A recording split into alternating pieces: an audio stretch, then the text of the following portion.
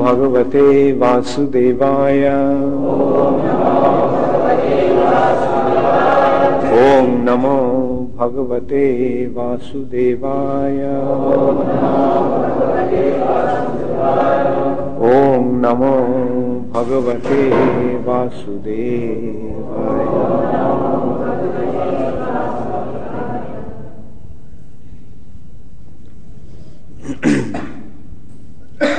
সাধারণত এই দিনটিতে, আজকের এই দিনটিতে বৃন্দাবনে ইন্দ্র পূজা হতো। ইন্দ্রদেবের, দেবরাজ ইন্দ্রের পূজা হতো।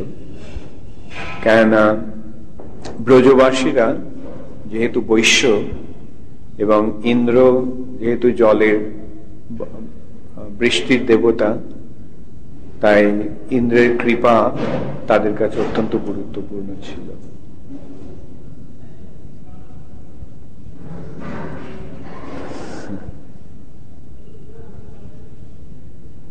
তাই তারা ইন্দ্রের কৃপা লাভের জন্য দেবরাজ ইন্দ্রের পূজা করত।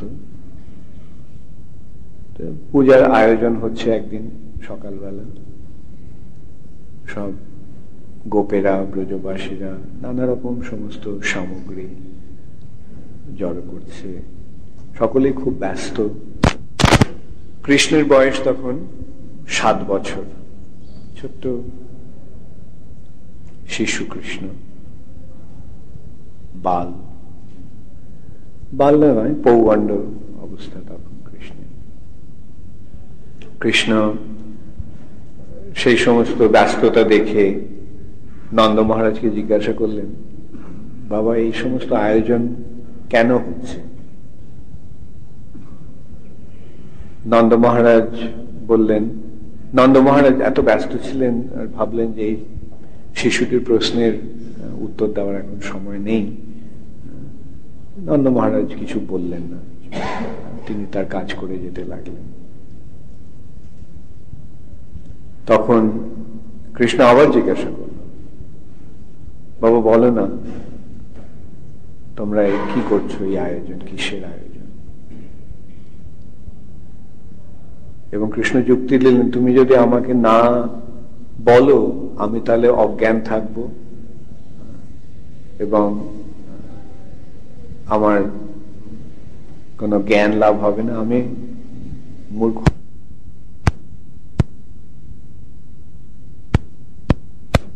পূজা করবার আয়োজন করছে। ইন্দ্র হচ্ছেন দেবতাদের রাজা এবং তিনি বৃষ্টির দেবতা। তিনি বৃষ্টি নিয়ন্ত্রণ করেন এবং যেহেতু আমরা বৈশ্য, তাই আমাদের যেহেতু গোচারণ করতে হয়, আমাদের ফসল উৎপাদন করতে হয়, তাই জন্য বৃষ্টির প্রয়োজন হয় আমাদের, সেই জন্য আমরা ইন্দ্র পূজা করি। তখন কৃষ্ণ প্রশ্ন করল যে ইন্দ্রকে পূজা করার জন্যই কি ইন্দ্র বৃষ্টি দেয়? তাহলে তো সমুদ্রের মধ্যে তো জলের কোনো প্রয়োজন নেই, আর সমুদ্রে তো কেউ ইন্দ্রের পূজাও করে না, তাহলে সমুদ্রের মধ্যেও কেন বৃষ্টি হয়? তখন নন্দ মহারাজ একটু ইয়ে হয়ে গেলেন, হতভম্ব হয়ে গেলেন। এই প্রশ্নটা তিনি খুঁজে পেলেন না।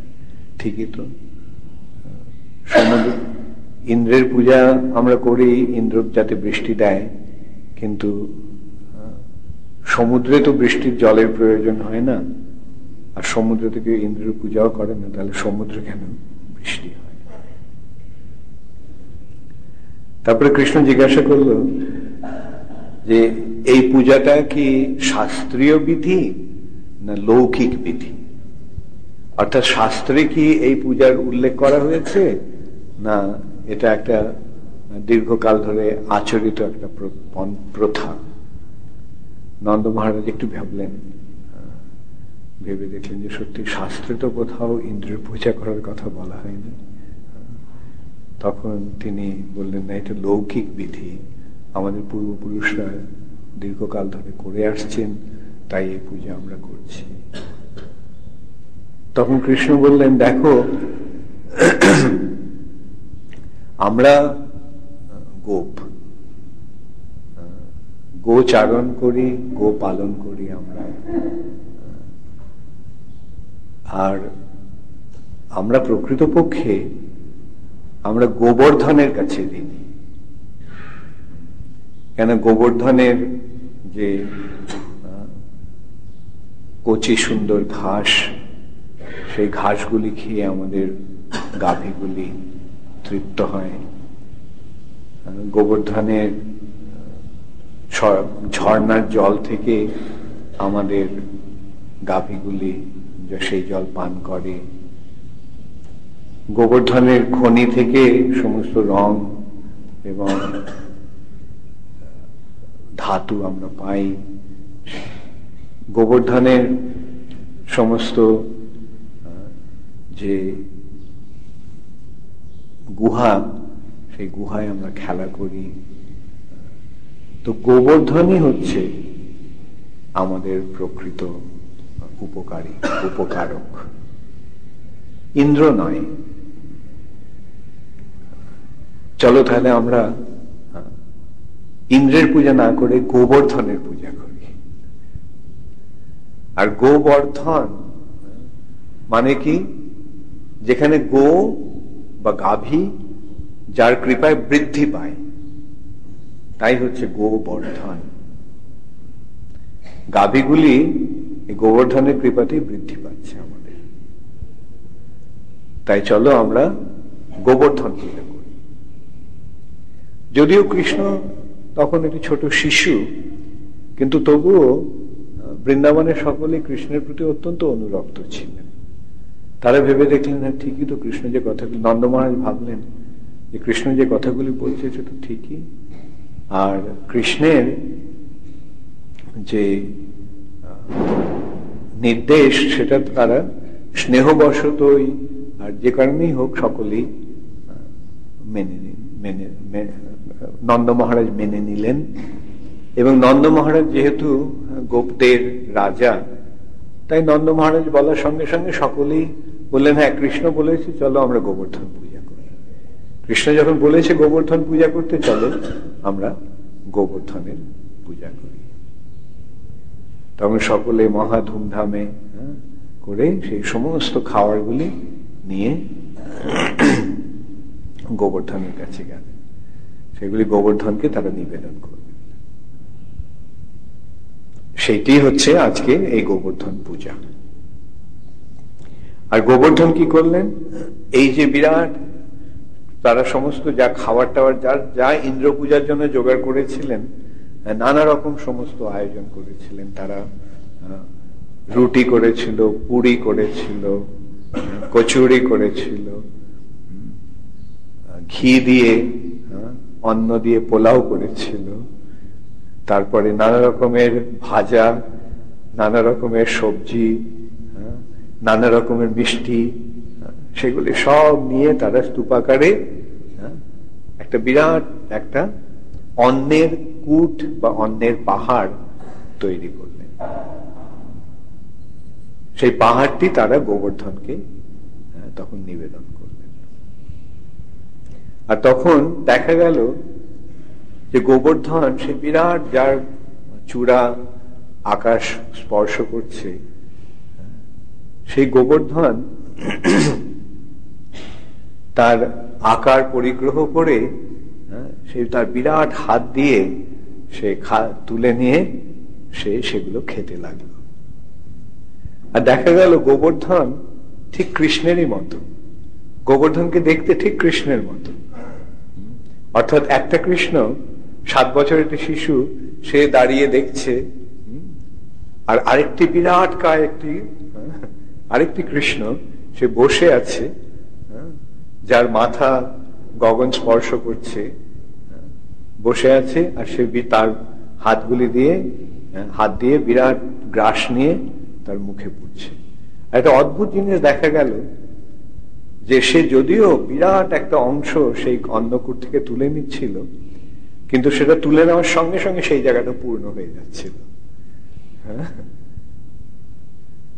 আর এইভাবে গোবর্ধন খেতে লাগলেন। গোবর্ধন ও কৃষ্ণ এক কৃষ্ণ গোবর্ধন রূপে সেই অন্নকূট থেকে অন্ন গ্রহণ করে খাচ্ছেন, আরেকটি কৃষ্ণ সেখানে দাঁড়িয়ে দাঁড়িয়ে দেখছেন।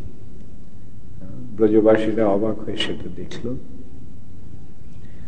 এবং তারপরে গোবর্ধন সেই খাবার খেয়ে তৃপ্ত হয়ে যখন ঢেকুর তুলে সে নিরস্ত হলো, সে তখন তার খাওয়া বন্ধ করল।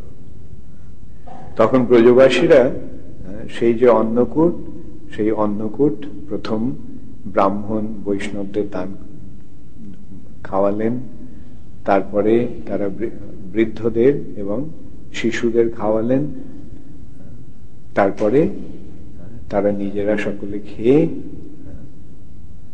এবং তারপরে তারা গাভীদের সামনে রেখে তারা গোবর্ধন পরিক্রমা করলেন। এদিকে ইন্দ্র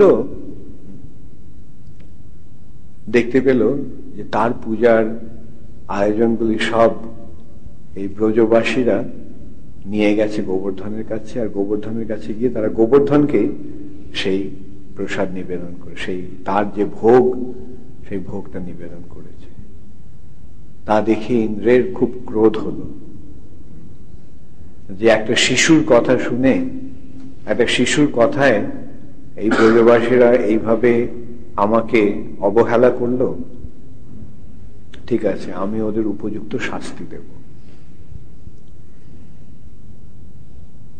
তখন ইন্দ্র সংবর্তক মেঘকে ডাকল। ইন্দ্র বৃষ্টির রাজা, তাই সে সমস্ত মেঘেদেরও অধিপতি। এখন এই যে সংবর্তক মেঘ, এই সংবর্তক মেঘ হচ্ছে প্রলয়কারী বৃষ্টি বর্ষণ করে। প্রলয়ের সময় এই সংবর্তক মেঘ বৃষ্টি বর্ষণ করে সমস্ত কিছু প্লাবিত করে দেয়। আর সেই সঙ্গে সে ডাকলো ঝঞ্ঝাকে, বিদ্যুৎকে, বজ্রকে। দেখে ইন্দ্র নির্দেশ দিল তোমরা যাও, গিয়ে বৃন্দাবনকে এবং বৃন্দাবনের সমস্ত অধিবাসীদের তোমরা ভাসিয়ে দাও, ওদের আমি উপযুক্ত শিক্ষা দেব। তখন ব্রজবাসীরা তখন দেখলো হঠাৎ উত্তর পূর্ব কোণটি মেঘে একটা মেঘ দেখা দিল। অচিরেই সেই মেঘটি সমস্ত আকাশটিকে ছেয়ে ফেললো, সব কিছু অন্ধকার হয়ে গেল। সেই অন্ধকারের মধ্যে প্রচন্ড ভাবে বিদ্যুৎ চমকাতে লাগলো এবং বজ্র বর্ষিত হতে লাগলো। তারা ভয় পেয়ে সঙ্গে সঙ্গে কৃষ্ণের কাছে গিয়ে বলল, কৃষ্ণ কৃষ্ণ রক্ষা করো, রক্ষা করো। কৃষ্ণ বললেন কোনো ভয়ের কোনো কারণ নেই, তোমরা সব এসো এখানে। এই বলে কৃষ্ণ গোবর্ধন পর্বতটিকে তিনি তুলে ধরলেন। তুলে তিনি তার বাঁ হাতের কোড়ে আঙ্গুলের ওপরে সেই গোবর্ধনকে ধারণ করলেন। তখন কৃষ্ণ বললেন সকলকে, তোমরা সকলে এসে এই গোবর্ধনের নিচে আশ্রয় নাও, আমি এই ছাতার মতো গোবর্ধনকে ধরে রাখবো, ছত্রাকারে আমি গোবর্ধনকে ধরছি। তখন সমস্ত ব্রজবাসীরা তাদের পশুদের নিয়ে, গৃহপালিত সমস্ত পশুদের নিয়ে তারা সেখানে এলেন গোবর্ধনের তলায়। তারা দেখলেন যে সেখানে একটা অপূর্ব সুন্দর সিঁড়ি নেমে গেছে। এই গোবর্ধনকে তোলার ফলে যে মাটিটা গর্ত হয়ে গিয়েছিল, সেই গর্তটার ভেতরে একটা প্রশস্ত সিঁড়ি। তারা সেই সিঁড়ি বেয়ে নেমে গেলেন, গিয়ে দেখলেন যে সেখানে একটা বিরাট বিরাট একটা হল ঘর। আর সেই হল ঘরটা একটা প্রাসাদের মতো। তাতে যে থামগুলি, সেই থামগুলি স্ফটিক দিয়ে তৈরি, এবং তাতে নানা রকম মণিমাণিক্য, এবং তার মেঝেটিও মণিমাণিক্যে খচিত স্ফটিকের মেঝে। তার দেয়ালগুলিও অত্যন্ত মূল্যবান সমস্ত পাথরে সজ্জিত, আর সেই মণিগুলি থেকে যে আলো বেরোচ্ছে তাতে সর্বত্র আলোকিত হয়ে গেছে। শুধু তাই নয়, সেখানে তারা দেখলেন যে অপূর্ব সমস্ত খাদ্য সামগ্রী সেখানে সঞ্চিত রয়েছে। তারা এইভাবে সেই গোবর্ধনের তলায় আশ্রয় নিলেন। এদিকে ইন্দ্র তখন বিদ্যুৎকে পাঠালো, গিয়ে দেখে এসো তো কি অবস্থা হয়েছে বৃন্দাবনের। তো বিদ্যুৎ নিমেষের মধ্যে ফিরে গিয়ে বৃন্দাবনে এসে সেখানকার খবর নিয়ে গিয়ে ইন্দ্রকে বলল যে দেবরাজ, বৃন্দাবনের সমস্ত প্রাণী নষ্ট হয়ে গেছে, বৃন্দাবনে আর কেউ বেঁচে নেই, একটা প্রাণীকেও সেখানে আমি দেখলাম না। মানুষ তো দূরের কথা, কোনো প্রাণীকেও দেখা গেল না। ইন্দ্র খুব প্রসন্ন হল। তারপরে ইতিমধ্যে বায়ু গিয়ে ইন্দ্রকে খবর দিল, না, বিদ্যুৎ যে খবরটা এনেছিল সেটা ঠিক নয়। এই তোমার উদ্দেশ্যে যে সমস্ত ভোগগুলি দেওয়া হয়েছিল সেটা খেয়ে গোবর্ধন এত শক্তিশালী হয়ে গেছে যে সে আকাশের উপরে উঠে গেছে, আর তার নিচে সমস্ত ব্রজবাসীরা গিয়ে আশ্রয় নিয়েছে। তো ইন্দ্র বলল যে তো অদ্ভুত কথা, অনেকদিন আগে একটা পাহাড় সে উড়ত, তার নাম হচ্ছে মৈনাক। মৈনাক, কিন্তু ওই মৈনাকের পাখা আমি কেটে দিয়েছিলাম বজ্র দিয়ে। তার কি সেই পাখাটা আবার গজিয়েছে, যে জন্য সে আবার উঠতে শুরু করেছে। তখন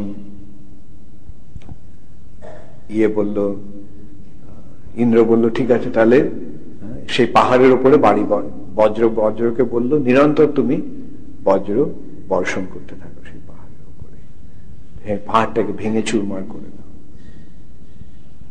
বজ্র তৎক্ষণাৎ ইন্দ্রের নির্দেশ অনুসারে গিয়ে তার বজ্র বর্ষণ করতে লাগলো। কিন্তু সে গিয়ে কিছুক্ষণ পরে ইন্দ্রের কাছে গিয়ে বলল যে আমার বজ্রে কিছু হচ্ছে না, এই পাহাড়টি এত শক্তিশালী হয়ে গেছে যে আমার এই বজ্রের আঘাতে যে পাহাড়গুলি চুরমার হয়ে যায়, কিন্তু এই পাহাড়টির কিছুই হচ্ছে না। তখন ইন্দ্র করলো যে তোমরা তোমাদের সমস্ত শক্তি প্রয়োগ করে এই পাহাড়টিকে ধ্বংস কর। কিন্তু যেহেতু ভগবান গোবর্ধনকে ধারণ করে আছেন, তাই গোবর্ধনের কোনো অনিষ্ট সাধন ইন্দ্রের পক্ষে সম্ভব হলো না। এবং ভগবান শ্রীকৃষ্ণ যেহেতু সমস্ত ব্রজবাসীদের সাহায্য করছিলেন, সহায়ক ছিলেন, তাই ইন্দ্র তাদের কোনো অনিষ্ট সাধন করতে পারল না।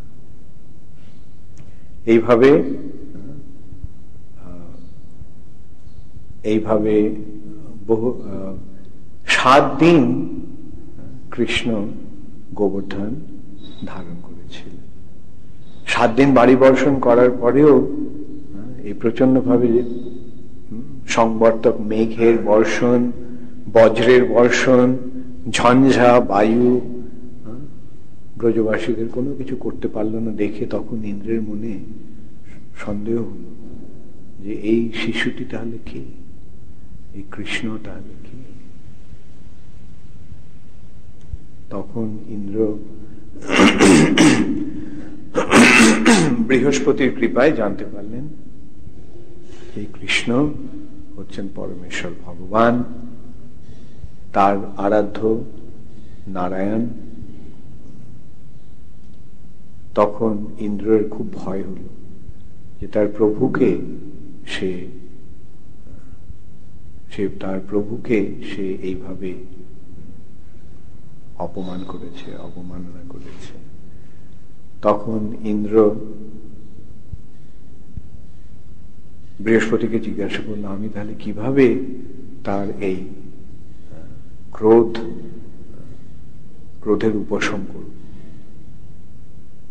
তখন বৃহস্পতি ইন্দ্রকে বললেন যে সুরভি ভগবানের অত্যন্ত প্রিয়। তুমি এক কাজ করো, তুমি সুরভির লেজটা ধরে ওর পেছনে লুকিয়ে তুমি কৃষ্ণের কাছে যাও, এবং সুরভিকে দেখি কৃষ্ণের ক্রোধের উপশম হবে, তখন তুমি তার কাছে গিয়ে ক্ষমা প্রার্থনা করো।